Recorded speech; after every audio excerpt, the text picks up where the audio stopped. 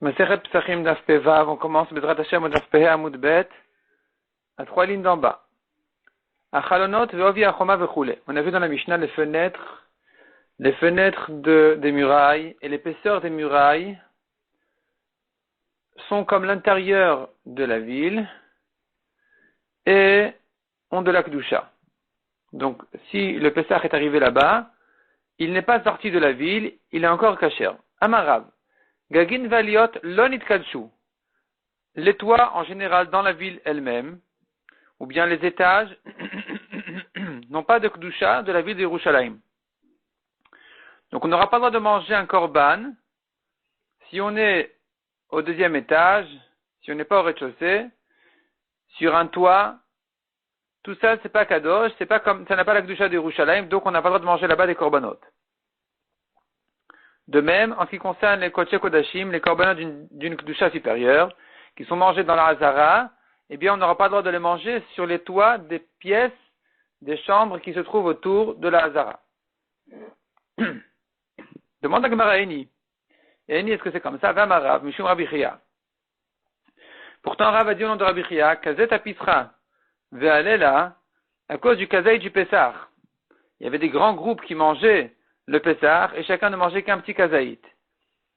Et le Hallel qui était dit ensuite, qui était cité après le Pessah, ça faisait tellement de bruit que Pakaïgra, le toit a éclaté, a sauté. On avait l'impression comme si les toits se cassaient, tellement il y avait de bruit autour du Korban Pessah et du Hallel. Donc, la Gemara comprend de là. Maïlav de'ach le beigra, n'est-ce pas que ça veut dire qu'il mangeait sur le toit? Ve'amre beigra, il citait le Hallel sur le toit même. Donc, tu vois qu'on a, oui, le droit de manger sur les toits. Il y a de la Kedusha là-bas. La Kedusha de la ville, elle est aussi sur les toits. On repousse la Gemara l'eau. De'ach le be'ara, ve'amre beigra. Il mangeait par terre, il mangeait non pas sur le toit, mais sur le sol, en bas, et il montait au toit pour lire le Hallel. Et ni, demande la Gemara ce que c'est comme ça. Ve'atnan en maftirin achar ha-pesach, afikoman. La Mishnah nous dit, on n'a pas le droit de dire après manger le Korban Pessah, afikoman, ça veut dire sortez vos assiettes, sortez vos affaires et allons manger ailleurs. Allons passer dans un autre endroit que là on a mangé le Korban Pessah. Ve'amar Rav explique, ils n'ont pas le droit de changer de groupe, ils n'ont pas le droit de passer d'un groupe à un autre. C'est-à-dire, ils veulent se réunir ou passer d'un groupe à un autre après avoir mangé le Pessah, c'est interdit. Donc, comment tu me dis qu'ils montaient sur les toits après manger le Pessah? Répond la Gemara Lokashia. Kan mishat achila, kan shelo mishat achila. En mangeant, tant qu'ils mangent, ils ne peuvent pas changer d'endroit. Dès qu'ils ont terminé de manger, ils peuvent monter au toit pour lire le Hallel. Tashma, encore une preuve. Abba Shaul Omer, Aliyat bet Kodesh HaKodashim, l'étage du Kodesh HaKodashim, parce qu'il était en deux étages. Il y avait le Kodesh HaKodashim, il y avait le sol en bas, et il y avait aussi un étage au-dessus. Et cet étage-là, Chamura mi bet Kodesh HaKodashim, avait quelque part une Chumra plus grande que le Kodesh HaKodashim lui-même. Chez Bet Kodesh HaKodashim, Kohen Gadol nichnas lo pamachat beshana, car au Kodesh HaKodashim lui-même, sur le sol, le Kohen Gadol y rentrait un jour par an, pas une fois. Quand on dit pamachat beshana, ça veut dire à une occasion par année, qui est Yom Kippour, le Kohen devait rentrer là-bas quelques fois. Il rentrait 4 fois Yom Kippour. Valiat bet Kodesh HaKodashim, tandis qu'à l'étage du Kodesh HaKodashim, en nichnasin ala pamachat beshavua, on n'y rentrait qu'une fois tous les 7 ans, v'amrila pa même beshavua ou 2 fois, v'amrila pa machat beyovel, il y en a qui disent une fois tous les 50 ans. Les dames aitricha pour vérifier qu'est-ce qui se passe là-bas, s'il faut pas renforcer là-bas les murs, etc. Donc on voit finalement qu'il y a une chumra spéciale à l'étage du Kodesh HaKodashim plus qu'au Kodesh HaKodashim lui-même. Donc tu vois bien que les étages ont une kedusha, pas moins que le sol. Répond la Gemara à Rav Yosef. Mais Echal nekum venetiv inish. Est-ce que du Echal viendrait objecter quelqu'un? Est-ce que quelqu'un peut venir objecter à partir du Echal? Il n'y a pas d'objection à amener de là-bas. Shani Echal dirtiv. Le Echal il est différent. Car on apprend des psukim, c'est une exception. On apprend des psukim par une Gzerat HaKatuv. Baïtan David et Shlomo Bno. David a transmis à Shlomo son fils, et Tavnit Haoulam, le plan du hall, du Beth Amikdash, du Echal, Vet Batav et toutes ces pièces autour, Vet Ginzakav, toutes les sortes de pièces qui avaient autour, Valiotav et les étages, Vechadarav Apnimim et les chambres intérieures, ou Vet Akaporet et le Kodesh HaKodashim, Uktiv, et il est écrit là-dessus, Akol Birtav, Miyad Hashem ala Iskil. Tout a été noté de la main d'Hashem sur moi, qui m'a donné cette sagesse-là de savoir comment construire le Beth Amikdash. Donc c'était une névoie, une prophétie que David HaMelech savait exactement de quelle manière construire le Beth Amikdash. Et donc, puisque tout a été transmis comme ça par Ruach HaKodesh, et que on a cité dans le pasuk aussi les étages, donc en ce qui concerne ces étages-là, du Kodesh HaKodashim, comme on vient de ramener, il a été transmis à David HaMelech qu'il y a dessus une Kedusha spéciale. Ce qui ne sera pas la preuve pour quelqu'un qui construit une maison dans la ville de Yerushalayim, qui n'a pas eu de Ruach HaKodesh de quelle manière exactement construire la maison et quelle Kedusha il y aura sur la maison et sur les étages. Là-bas, on revient à la discussion à savoir, est-ce que les étages ont de la Kedusha ou non? Et Rav avait dit que non, il n'y a pas de Kedusha dans les étages, ni sur les toits. Tashma, autre preuve, bien écoute. Aleshachot abnuyot vakodesh uptuchot lechol. Les pièces qui sont construites sur le Kodesh, dans la Hazara, mais qui sont ouvertes et qui donnent sur l'extérieur. Tochan chol, leur intérieur et chol n'a pas de Kedusha, puisque ça donne, la porte, elle est vers l'extérieur. Vegagoten Kodesh, mais leurs toits sont Kadosh. Il y a de la Kedusha sur les toits. Donc comment est-ce qu'on a dit qu'il n'y a pas de toit sur pas de Kedusha sur les toits? Ici on voit qu'il y en a une. Répond la Gemara Targema Rav Chisda, Beshegagoten Shavin et Karka Hazara. Rav Chisda explique cette braïta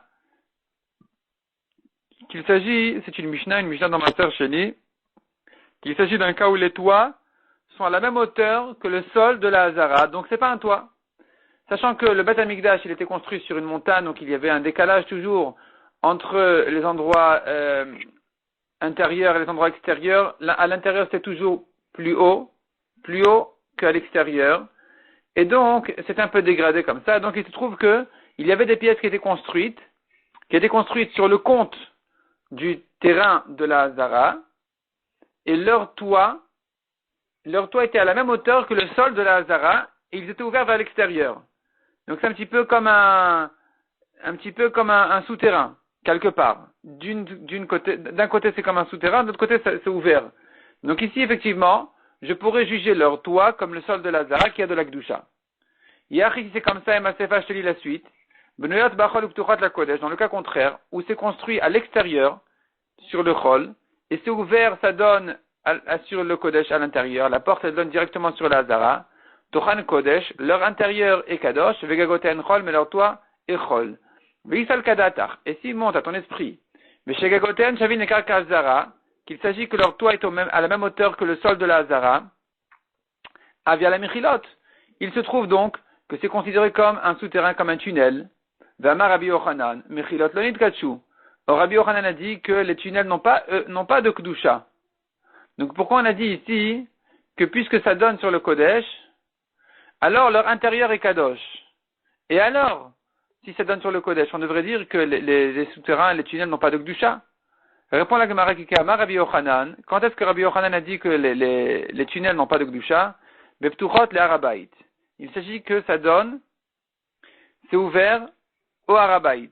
Quand c'est ouvert sur le Harabait, c'est-à-dire à l'extérieur de la Hazara, Harabait, puisqu'il y a plusieurs degrés de Kedusha, nous avons la Hazara qui est la cour du Beth Amikdash, là on fait les korbanot, là où se trouve le Mizbeach, c'est entouré de murailles aussi. Nous avons à l'extérieur de ça, c'est Harabait en général, c'est la montagne sur laquelle a été construit le Beth Amikdash, qui a un moins grand degré de Kedusha. Donc ici, ces tunnels-là, qui sont ouverts que au Harabait, mais pas dans la Hazara, ceux-là n'ont pas de Kedusha. Kitaniaï, Beptuchot la Hazara.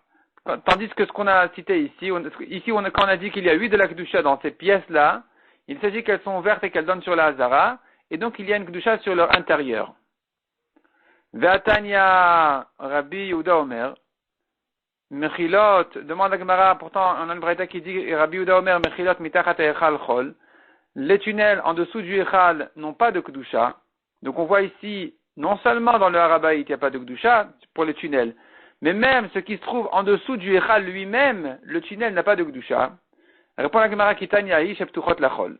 Il s'agit que, c'est vrai que ça traverse en dessous du echal, mais puisque c'est ouvert loin, en dehors de la Hazara complètement, ça sort complètement, c'est ouvert en dehors du côté elle-même, eh bien, le kotel, en fait, qui est la fin de la Hazara,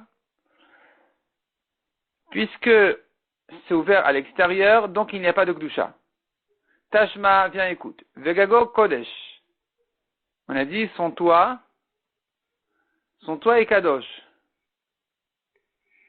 Donc, tu vois qu'il y a de la Kdusha sur les toits.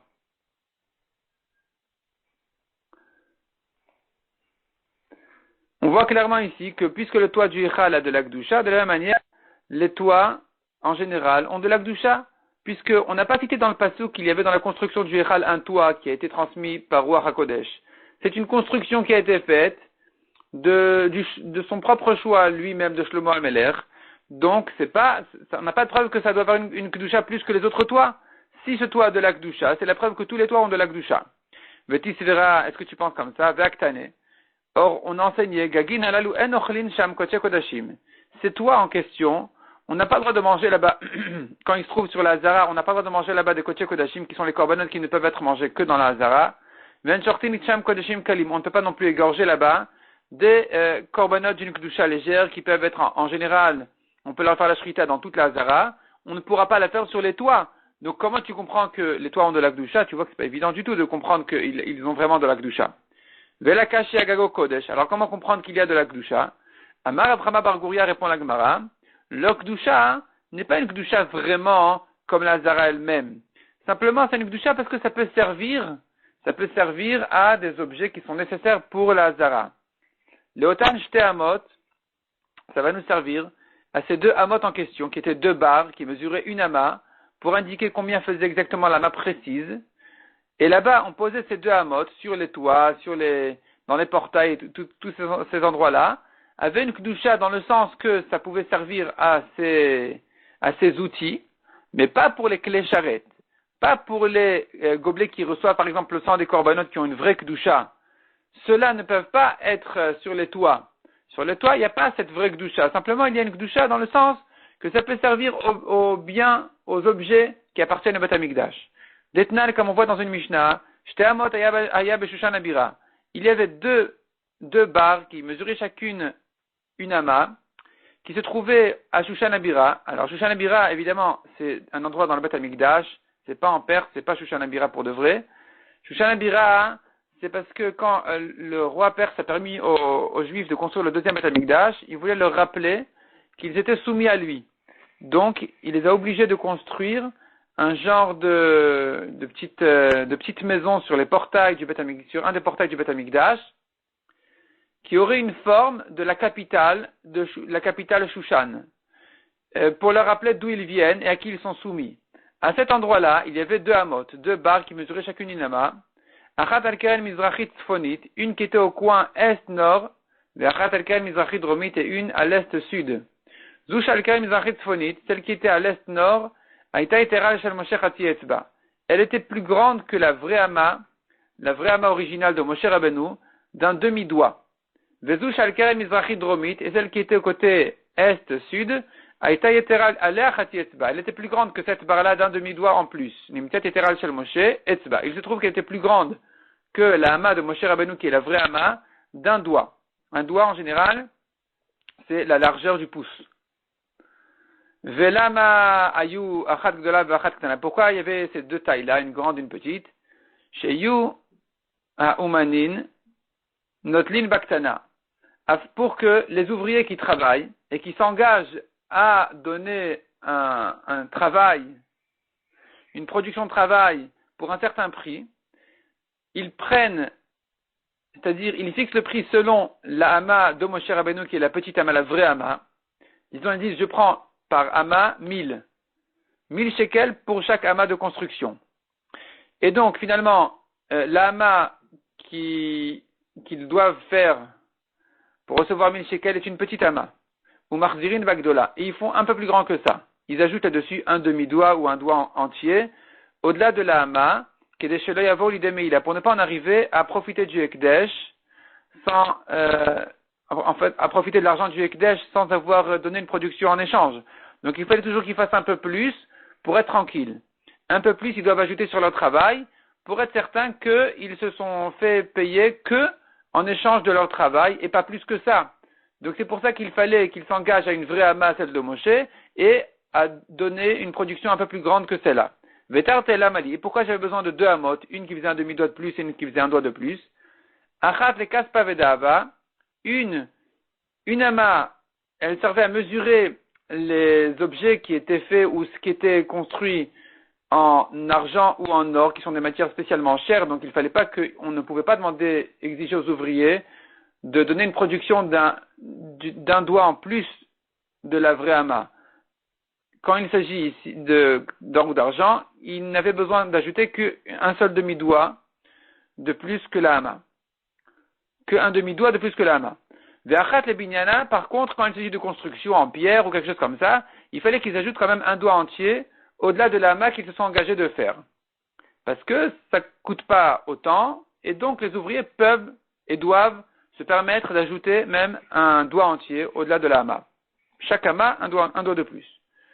Nan, on a vu encore dans la Mishnah, on a vu dans notre Mishnah à nous, Achalonot Vovi Achoma, les fenêtres et l'épaisseur de la muraille, Kelifnim, comme à l'intérieur de la ville de Yerushalayim. Bishlama Achalonot Mashkachatla, je comprends les fenêtres. On peut trouver l'histoire des fenêtres, des Shavia, les Karka Azara. Comment ça se fait que les fenêtres ont de l'Akdusha alors que c'est surhaussé, c'est pas à la hauteur du sol? Or, nous on a vu que les toits, les étages n'ont pas de Kdusha. Réponse, il s'agit d'une fenêtre qui est au sol, qui arrive, la fenêtre elle-même, comme elle donne à l'extérieur à un endroit plus bas, alors il se peut que du côté intérieur de la fenêtre, eh bien, c'est égal au sol de la Hazara. Donc cette fenêtre-là aura de la Kdusha comme la Hazara, parce que c'est à la même hauteur que la Hazara, ça c'est pas surhaussé du tout du côté intérieur. Et la Ovia Chomay Rimashkachatla, mais quand on parle de l'épaisseur de la muraille, elle doit certainement dépasser le sol, c'est pas une muraille sinon. Alors comment tu vas trouver une muraille qui a de la Kdusha alors que c'est pas à la hauteur du sol? Répond la Gemara Mashkachatla, ça peut se trouver de Bar Shura, la petite muraille. Dirtiv Vayavel Chel Vechoma. Quand le pasuk parle de la destruction du Beth Amikdash, il dit que a été détruit Chel Vechoma, ce sont deux murailles. De quoi il s'agit? Vamar Rabbi Acha Veitem Rabbi Chanina. Rabbi Acha ou Rabbi Chanina a dit Shura ou Bar Shura, la muraille et le fils de la muraille, la petite muraille et la grande muraille. Donc la petite muraille, elle pouvait être effectivement à la hauteur du sol, du côté intérieur, et donner, du côté extérieur, donner un aspect d'une muraille. Ça, c'est la petite muraille. Et c'est là-dessus qu'on a dit l'épaisseur a de la Kdusha. Parce que c'est à la hauteur du sol. Tandis que la vraie muraille, qui dépasse vraiment des deux côtés de l'intérieur et de l'extérieur, elle, effectivement, n'aura pas de Kdusha. Mishnah suivante. Shte Chavurot, deux groupes qui mangent le Pessah. Shayu Ochlin le Bait Echad, qui mangeaient le Pessah dans la même pièce. Elu Ofrin et Pneem Helach, ceux-là, s'ils veulent, ils peuvent tourner leur visage d'un côté, dans une direction, Ve'ochlin et manger le Pessah. Ve'elu et l'autre groupe, s'ils veulent, Ofrin et Pneem Helach Ve'ochlin. Ils peuvent se retourner dans l'autre direction et manger, malgré qu'on a l'impression ici que le Pessah, le même Pessah, est mangé par deux groupes différents, chacun regarde ailleurs, c'est pas un problème. On a le droit de se partager sur un Pessah, on a le droit de partager le Pessah en deux groupes. C'est pas ça le problème. Ce qu'on n'a pas le droit, c'est que la même personne passe d'un groupe à l'autre. Mais le même Pessah qui soit mangé par deux groupes, c'est permis. Et l'eau chaude qui sert aux deux groupes, on peut la placer au milieu, entre les deux, pour faciliter au serveur de passer de l'un à l'autre. Et il n'y a pas de problème avec ça. Quand le serveur il vient servir de cette eau chaude, ou d'autres choses aussi, Kofet et piv, il doit fermer sa bouche pour bien montrer qu'il ne mange pas chez le deuxième groupe, ou Marzir et Panav, et il continue à tourner sa tête dans la direction du groupe avec lequel il a mangé, pour bien montrer qu'il n'est pas en train de manger avec le deuxième groupe, jusqu'à ce qu'il revient chez son premier groupe, Veochel, et avec eux il peut manger. L'akala, l'akala, qui a honte de manger avec tout le monde la regarde, elle tourne sa tête et elle mange, il n'y a pas de problème. C'est pas considéré qu'elle mangeait, qu'elle s'isolait de son groupe, il n'y a pas de problème avec ça. Même si elle a commencé à manger avec eux, elle pourra tourner sa tête et continuer à manger, c'est pas un problème. Matnitin Man, il demande à Gemara, notre Mishnah, elle va comme qui? Notre Mishnah qui permet de partager le Pessah en deux groupes et qui interdit à une personne d'un groupe de manger avec l'autre, comme qui elle va? Rabbi Udaï. Elle va comme Rabbi Uda de Tanya. On a une braïta, sera portant sur le pasuk qui dit, à la batim, asher yochlu oto bahem, sur les maisons dans lesquelles on le mange. Donc, il s'agit là-bas des maisons dans lesquelles on mange le korban Pessah. Mais là, ce pasuk vient nous apprendre, chez Pesach nechal bishte chavurot, le Pessah peut être mangé, le même agneau, par deux groupes, parce que le pasuk nous dit, yochlu oto, ils vont le manger, le Pessah, à la batim, dans deux maisons. Donc, on apprend de là qu'on peut partager le Pessah en deux groupes. Peut-être que celui qui mange lui-même a le droit de manger dans deux endroits différents. Talmud Lomar, non, la Torah nous dit, il sera mangé dans une seule maison. Donc, celui qui mange, il doit rester dans la même maison. Ça pourrait se lire, il mangera. La vraie ponctuation dans le pasuk, c'est Yeachel. Dans une maison, le Pessah sera mangé. Mais lui, Rabbi Yehuda, il lit le mot Yeachel comme Yochel, Yochal. Il mangera dans une maison et il ne peut pas passer d'un groupe à l'autre. Mikan Amrou, de là, on a appris, Hashama Sheachal Kezait Betzadat Tanour. Le serveur qui s'est retrouvé, il s'est attrapé, en train de manger un kazaï du Pessah à côté du four, au moment où il a grillé. Donc il a grillé son Pessah, il voulait goûter un petit peu, il est rentré dans la bouche, il a commencé à manger, et tout d'un coup il est en train de réaliser que maintenant il est en problème. Parce que si maintenant il va commencer à servir les gens à droite à gauche, il se trouve qu'il est sorti de son premier endroit dans lequel il a commencé à manger son Pessah, il n'aura plus le droit d'en manger du tout. Qu'est-ce qu'il fait maintenant? Il piqueahou s'il est intelligent, mais Malek Resto Mimenu, il se remplit le ventre du Pessah là où il est. C'est-à-dire, tant qu'il y est, il sait que dès qu'il bouge de là, il ne pourra plus continuer à manger, et bien c'est le moment d'en manger autant qu'il en a besoin. Si les gens du groupe ils veulent l'aider, ils viennent s'installer à côté de lui, selon Rabbi Yehuda, de manière à ce qu'ils puissent manger tranquillement avec eux, sans qu'ils doivent se précipiter à terminer, de peur qu'ils ne puissent plus manger. Donc le groupe il vient chez lui et on continue à manger de cette manière-là, il n'y a plus de problème. Mais s'il sort du four pour aller les servir, c'est terminé, il ne peut plus en manger. Donc ici on voit selon Rabbi Yehuda qu'on n'a pas le droit de manger dans deux endroits différents. C'est-à-dire la même personne n'a pas le droit de manger le Pessah dans deux endroits différents. Rabbi Shimon dit non, c'est pas ça ce que le pasuk qui vient nous dire. À la batim asher yochlu oto behem, quand la Torah nous dit dans les maisons dans lesquelles on mangera le Pessah, mais la même ça vient nous apprendre chez Ochel bishte mekomot, la Torah nous dit dans les maisons qu'ils vont manger le Pessah, tu apprends de là que le Pessah peut être mangé dans deux maisons différentes, c'est-à-dire par rapport aux personnes. La même personne peut manger le même Pessah dans deux maisons différentes, donc il n'est pas d'accord avec Rabbi Yehuda à propos du serveur, il s'est retrouvé à manger à côté du four, il n'a aucun problème de passer de là-bas à la salle à manger pour servir les gens. On tourne la page. Peut-être que le même Pessah peut être mangé par deux groupes différents. Talmud Lomar, la Torah nous dit non. Dans une seule pièce, il sera mangé, dans une maison, il sera mangé. Donc ne partage pas l'agneau en deux groupes. Donc nous avons ici une marloquette très claire entre Rabbi Yehuda et Rabbi Shimon. Une marloquette opposée, où, selon Rabbi Yehuda, la même personne ne peut pas manger dans deux endroits. Le même Pessah peut être mangé par deux groupes dans deux endroits différents. Selon Rabbi Shimon, le même Pessah ne peut pas être partagé en deux groupes dans deux endroits, mais le même groupe peut passer d'un endroit à un autre et manger une partie ici, une partie là-bas. Bemaï Kamiflege demande à Gemara, quel est le fond de la marloquette ici? Rabbi Yehuda Savaresh M le Masoret. Rabbi Yehuda dit, on regarde les lettres du mot. L'essentiel, M c'est l'essentiel, le mot M qui veut dire la mère, qui veut dire l'essentiel, la mère dans le sens de la maman, donc la mère essentielle de la compréhension des mots de la Torah, c'est la Masoret. C'est les lettres, comment la Torah est transmise. Donc quand la Torah nous dit je regarde les quatre lettres Yehachel, je les lis comme je dois, comme je peux. Donc je peux lire aussi Yochal, dans une maison, il mangera. Pas il sera mangé, il mangera. Donc Yochal, ça se rapporte sur la personne qui n'a pas le droit de manger le Korban Pessah dans deux endroits différents selon Rabbi Yehuda.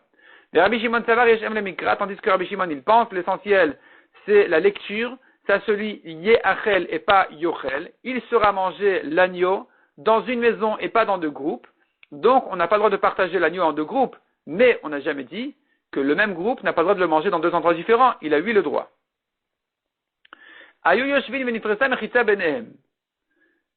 Les gens mangeaient du Pessah et voilà que une mechitza, une séparation, s'est ouverte entre eux. C'est ouverte, je veux dire, en fait, elle les a séparés.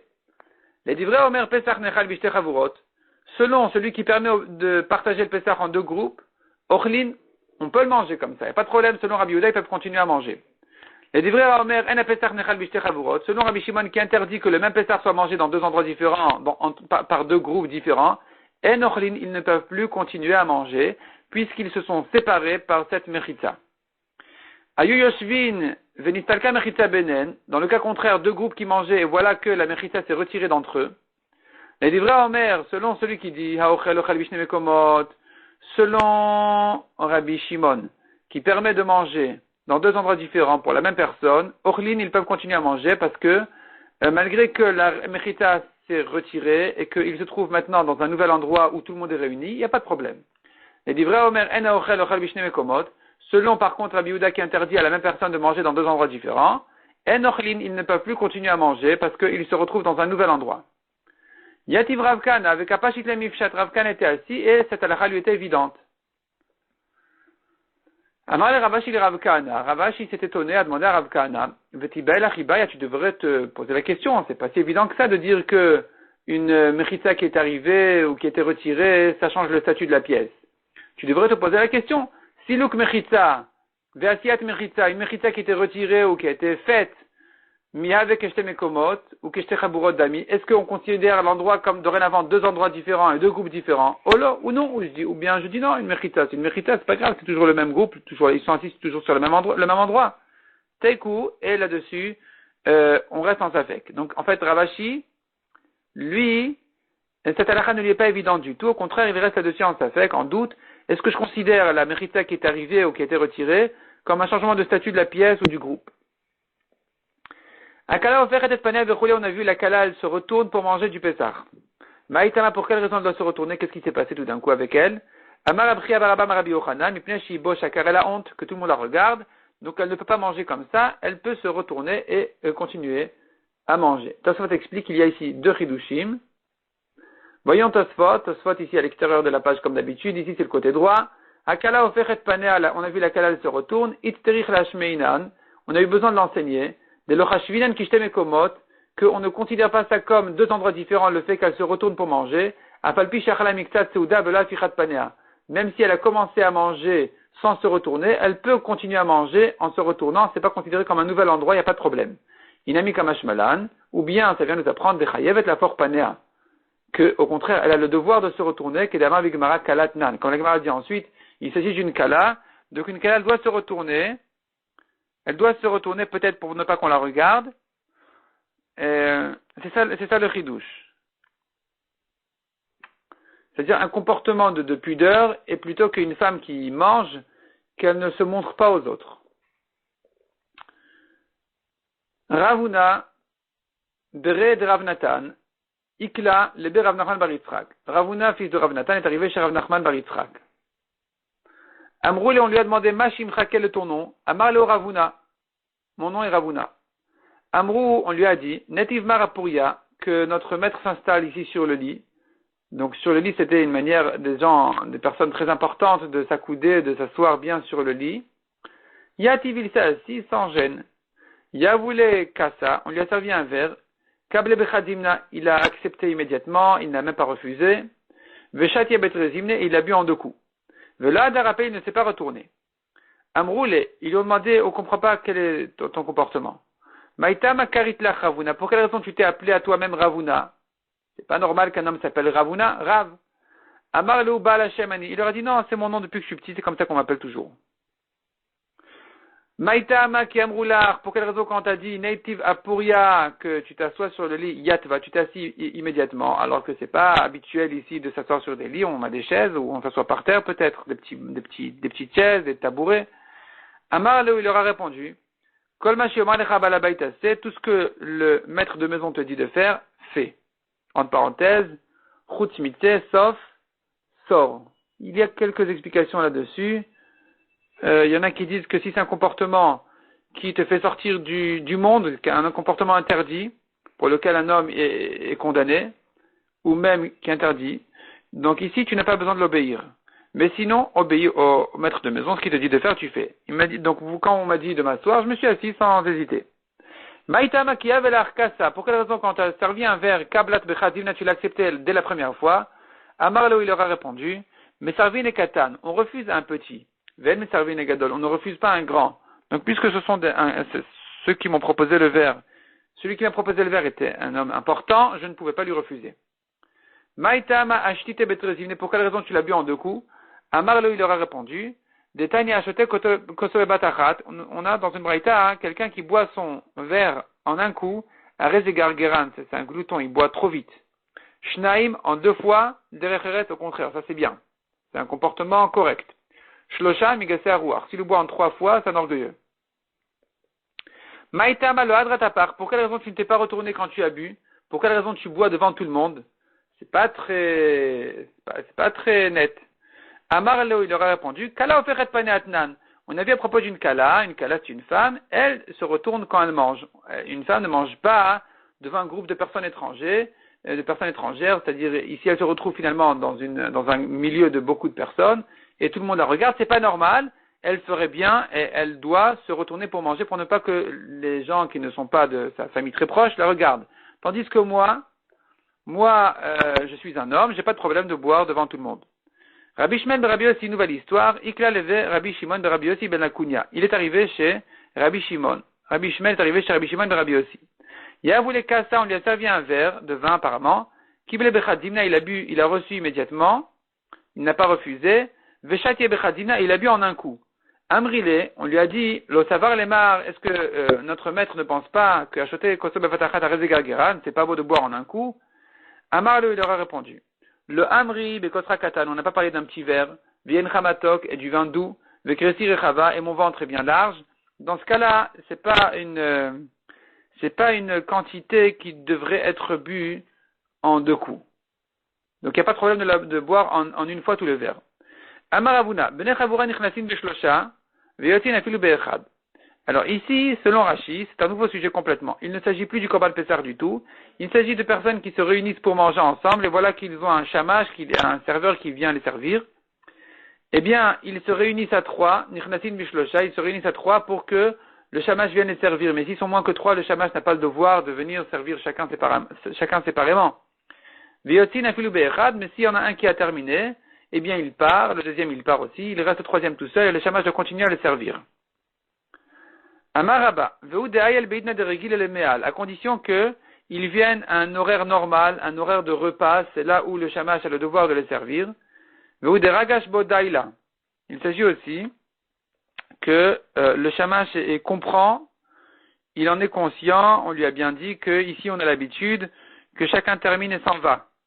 Et donc finalement tu te retrouves à servir une seule personne et il en est conscient et ça va, il a accepté. Amar Ravina, venotni lo schar damim. Ravina dit, il faut le payer.